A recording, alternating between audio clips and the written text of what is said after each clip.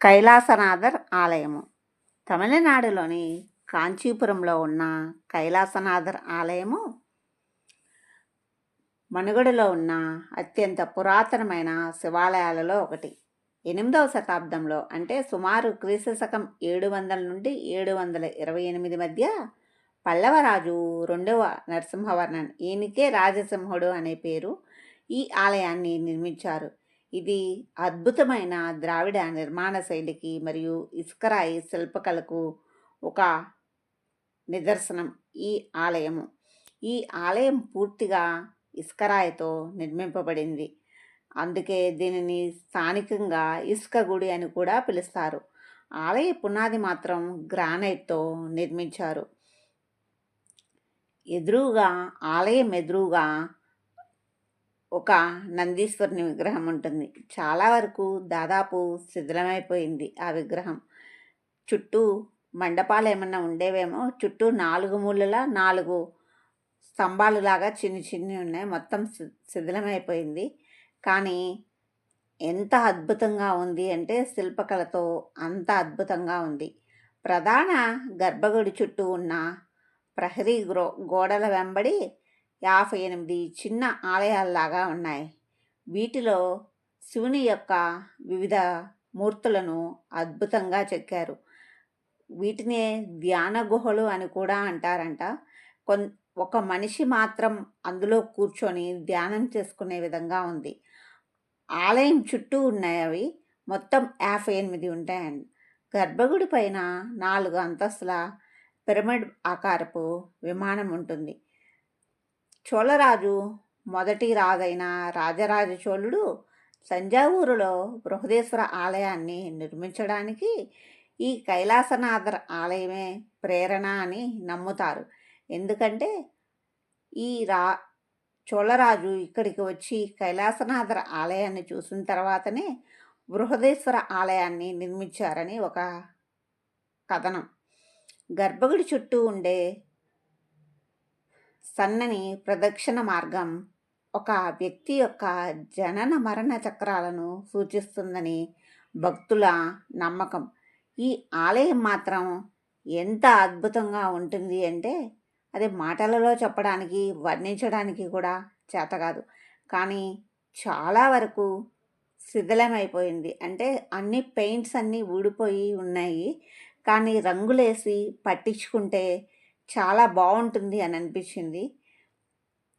ఎప్పుడో 7వ శతాబ్దం నాటి ఆలయం కదా, కానీ ఈరోజు కూడా అక్కడ లోపల ఉన్న స్వామివారికి నిత్యం పూజలు జరుగుతూ ఉంటాయి. 16 ముఖములు అంటే శివలింగము 16 ముఖములతో, అంటే 16 ముఖములతో, అంటే అది కోణాలుగా ఉంటుంది. అలా ఉంది. చాలా పెద్ద శివలింగం అది మాత్రం. ప్రతి మూలలోనూ కూడా గోడల మీద అసలు శిల్పాలు మాత్రం చాలా అద్భుతంగా ఉన్నాయి. యాలి శిల్పాలు, సింహాలు అవన్నీ కూడా చాలా అంటే చాలా బాగున్నాయి. కానీ ఈ విగ్రహం చుట్టూ ఒక సొరంగం లాగా ఉంటుంది. ఆ సొరంగంలోకి మనము వెళ్ళాలి అంటే ముందు అక్కడ ఉన్న అయ్యవారు చెప్తూ ఉన్నారు, మనము ఆ సొరంగంలో నుంచి పాక్కుంటూ లోపలికి వెళ్ళాలి. అంటే గర్భగుడిలో వెళ్ళి స్వామివారిని దర్శనం చేసుకున్న తర్వాత పక్కన ఎడమ చేతి వైపు ఒక సొరంగం వస్తుంది. అది లోపలికి మనం పాక్కుంటూ వెళ్ళాలి. అంటే ఇట్లా స్ట్రైట్గా వెళ్ళటానికి ఉండదు, కూర్చొని వెళ్ళడానికి ఉండదు. జస్ట్ ముందు చేతులు పెట్టేసి తల పెట్టేసి వెళ్ళాలి. అది చాలా చిన్నదంటే చాలా చిన్నది. అలా వెళ్ళిన తర్వాత మన కాళ్ళు ముందుకు తీసుకొని కిందకి దిగాలి. లేదు అంటే దిగలేము. కింద మళ్ళీ 4-5 మెట్లు ఉంటాయి. అది ముందు ఇట్లా నేను చేయి పెట్టేసి ముందు పాక్కుంటూ లోపలికి వెళ్ళాను. కానీ కాలు బయటికి తీయడానికి కొంచెం సేపు రాలేదు. ఎందుకంటే చీర ఉంది కదా, చీర కాలు కిందకి వెళ్ళిపోయి చీర బయటకు వస్తాయి కదా, కాలు బయటకు వచ్చేది. ఆ చీరలో ఇరుక్కొని ఉంది. కొంతసేపు ఒక 2 మినిట్స్ 3 మినిట్స్ చీర సరి చేసిన తర్వాత ఆ కాలు బయటకు వస్తే మెల్లిగా కాలు ముందుకు తెచ్చుకొని మెట్లు దిగాలి. మెట్లు దిగేసిన తర్వాత మళ్ళీ మనము చుట్టూ నడవడానికి చాలా ఎత్తుగా ఉంటుంది లోపల అదే మార్గము. కానీ నేను మొదటిసారి వెళ్ళినప్పుడు చాలా చీకటిగా ఉంది. ఎంత చీకటిగా ఉంది అంటే లైట్స్ ఉన్నాయంట. నాకయి లైట్స్ ఉన్నాయని తెలీదు. చాలా చీకటిగా ఉంది. ఏం తెలీదు. అప్పుడు అయ్యవారు ఏం చెప్పారు అంటే, "మీరు లోపలికెళ్ళిన తర్వాత వెనక్కి తిరిగి చూడకుండా నామం చెప్పుకుంటా ప్రదక్షిణ పూర్తి చేసి రావాలి" అని చెప్పారు. నేను కిందకి దిగాను. కిందకి దిగిన తర్వాత ఇట్లా టర్న్ తీసుకొని మొత్తం ప్రదక్షిణ అంతా చేసేసి, మళ్ళా బయటకి రావడానికి ఇంకొక దారి ఉంటది. అక్కడికి వెళ్ళంగానే అక్కడ నేను అట్లా జస్ట్ ఆ చీకట్లో కాలు పెట్టగానే నాకు మెత్తగా తగిలింది. ఏం తగిలింది అన్నది అర్థం కాలేదు. నా ముందు ఒక ఆంటీ వెళ్ళారనమాట. అయితే ఆమె కాలు తగిలిందా? లేకపోతే ఏం తగిలింది నాకైతే తెలియలేదు గానీ, నాకు వెళ్ళటానికి హ్మ్, ఏమి అంటే పిల్లి గానీ, ఏమన్నా అట్లా ఏమన్నా కుక్క గానీ, ఏమన్నా పడుకున్నాయేమో, లేకపోతే ఇంకేదన్నా ఉందేమో కింద అంత మెత్తగా తగిలింది స్పర్శ అని అనిపించింది. తర్వాత నేను వెనక్కొచ్చేసాను. నా ముందున్న వాళ్ళు ఇద్దరు వెళ్ళారు. వాళ్ళు వెళ్ళారు. అంటే చేతిలో ఫోన్ గానీ ఏమి తీసుకెళ్ళలేదు. మనం పాకుతూ వెళ్ళాలి కదా! అందుకని ఏమి తీసుకెళ్ళలేదనమాట. తర్వాత ఇక నేను లోపలికి వెళ్ళిన తర్వాత వాళ్ళెళ్లారు. వాళ్ళెళ్ళిన తర్వాత శాంతం మనము పడుకొని అంటే ముందు చేతులు పెట్టేసి తల లోపలికి దూర్చి ఆ చిన్ని సందులో దేక్కుంటూ అంటే పిల్లలు చిన్న పిల్లలు బందాడినట్టు ఎళ్ళాలి. అలా వెళ్ళి బయటికి రావాలి. అది కాకపోతే ఆయన వెనక్కి తిరిగి చూడొద్దు అన్నారు కానీ, నేను ఆ టెన్షన్‌లో వెనక్కి తిరిగేసాను. ఇక మామూలుగా ఉ ఉ దర్శనం చేసుకొని మళ్ళా బయటకొచ్చేసిన తర్వాత పాక్కుంటూ బయటకొచ్చేసిన తర్వాత దర్శనం చేసుకొని బయటకొచ్చేసాను. కానీ ఇక నాకు మరలా ఇంకొకసారి వెళ్దామా అనుకున్నాను కానీ, ఏమోలే అని చెప్పి నేను నేను వెళ్ళలేదిక. దర్శనం చేసేసుకొని మరలా వచ్చేసామిక. టెంపుల్ చూసేసుకొని వచ్చేసాము. తర్వాత మరుసటి రోజు మేము చుట్టుపక్కల 108 దివ్యదేశాలు చూడటానికి కంచిలో ఒక 10, 11 ఆలయాలున్నాయంట. అవి చూడడానికి వెళ్ళే క్రమంలో మేము మాట్లాడుకున్న వెహికల్ అతను మరుసటి రోజు మరలా కైలాసనాథర్ ఆలయానికి తీసుకొని వచ్చారు. అప్పుడు రెండోసారి మరలా వెళ్ళాను. కానీ వెనక్కి తిరిగి చూడకూడదు అన్న సంగతి మర్చిపోయి మరలా వెనక్కి తిరిగానని చెప్పి మరలా వెళ్ళేసి బయటకొచ్చేసిన తర్వాత మరలా మూడోసారి మాత్రం కరెక్ట్‌గా మూడోసారి వెనక్కి తిరిగి చూడకుండా వెళ్ళాను. కాకపోతే ఇదొక విచిత్రమైన అనుభవము. ఎందుకు అంటే ముందు మనము చేతులు పెట్టాలి. తర్వాత తల పెట్టాలి. కొంచెం పాకి మన కాళ్ళు మ ముడి మడిచి ఉన్న కాళ్ళు ముందుకు లాక్కొని దిగాలి. అప్పుడు 5, 6 మెట్లుంటాయి. 5, 6 మెట్లు దిగిన తర్వాత మళ్ళీ నడకుంటుంది. రౌండేసిన తర్వాత వెనక శివలింగం చుట్టూతా మనం ప్రదక్షిణ చేసిన తర్వాత మరలా బయటకొచ్చే మార్గం మాత్రం శాంతం పాకుకుంటూ బయటకు రావాలి. అలా చేస్తే జనన మరణ చక్రాల నుంచి విముక్తి లభిస్తుంది అని అన్నారక్కడ అయ్యవారు. కానీ ఇదొకటి డిఫరెంట్‌గా అనిపించింది. అంతకుముందు అరుణాచలంలో ఉంది ఇలా మోక్ష మార్గమని. కానీ అది కంప్లీట్ డిఫరెంట్. ఇది మాత్రం వేరు. కానీ అద్భుతంగా ఉంది ఆలయం మాత్రం.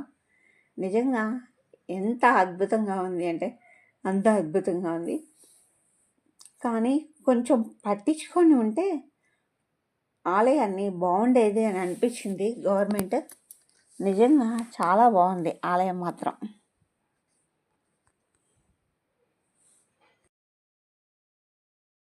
ప్రస్తుతం కంచి కైలాసనాథర్ ఆలయాన్ని భారత పురావస్తు శాఖ నిర్వహిస్తుంది.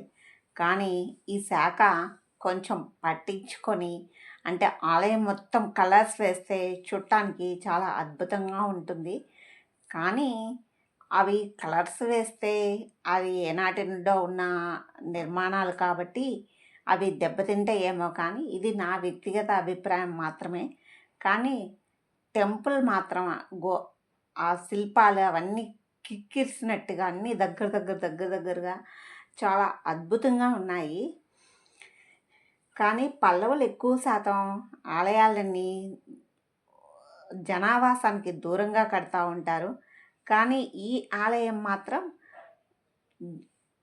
జనులు నివసించే దగ్గరలోనే నలుచదరంగా కట్టారు. పల్లవుల నిర్మాణ శైలికి భిన్నంగా ఈ ఆలయాన్ని నిర్మించారు. అంటే జనావాసంలో ఏ- ఏది చూసినా కానీ అంతకుముందు ఆలయాలన్నీ అలానే కట్టేవారు. ఇప్పుడు మాత్రం ఇలా కట్టారు. కానీ దాదాపు 1300 సంవత్సరాల నాటి అత్యంత పురాతనమైన ఆలయము. గరుడ పురాణం ప్రకారం 7 పవిత్ర నగరాలలో ఒకటిగా పరిగణింపబడుతుంది కాంచీపురం. సప్త మోక్షపురాలు అంటారు వీటిని.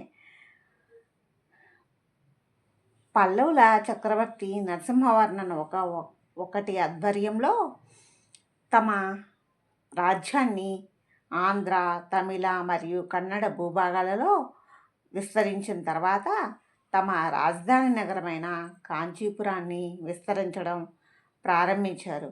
గొప్ప గొప్ప దేవాలయాలను నిర్మించారు. అందులో ఈ కైలాసనాథర ఆలయం ఒకటి. ఈ ఆలయంలో శిల్ప సంపద అత్యద్భుతం.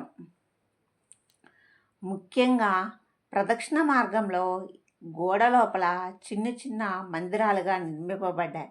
అవి ఆలయం చుట్టూ 58 ఉంటాయి. అవి మాత్రం ఎంతో అద్భుతంగా ఉంటాయి. అవన్నీ అందులో ఒక్కరు మాత్రమే పడతారు. ఒక్కొక్కరు కూర్చొని అందులో ధ్యానం చేసుకోవచ్చు. మరలా వాటిని ధ్యాన మందిరాలు అని కూడా అంటారు. కుడ్డీ చిత్ర కళ మరియు ఉత్తమ నమూనాలలో ఒకటిగా కూడా గుర్తింపబడింది. ఈ ప్రాంగణం లోపలి గోడల్లో కుడ్డీ చిత్రాలు అజంతా గుహల్లో, అలాగే వైకుంఠ పెరుమాళ్ ఆలయంలోని చారిత్రక చిత్రాలలో కనిపించే శైలిలో ఉన్నాయి. ఆలయ గోడలపై ప్రారంభ లిపిలో అనేక శాసనాలు ఉన్నాయి. తమిళ ఆలయ సంప్రదాయాల ఎపిగ్రాఫికల్ అధ్యయనానికి ఇవి చాలా ముఖ్యమైనవి. 7వ శతాబ్దం చివరి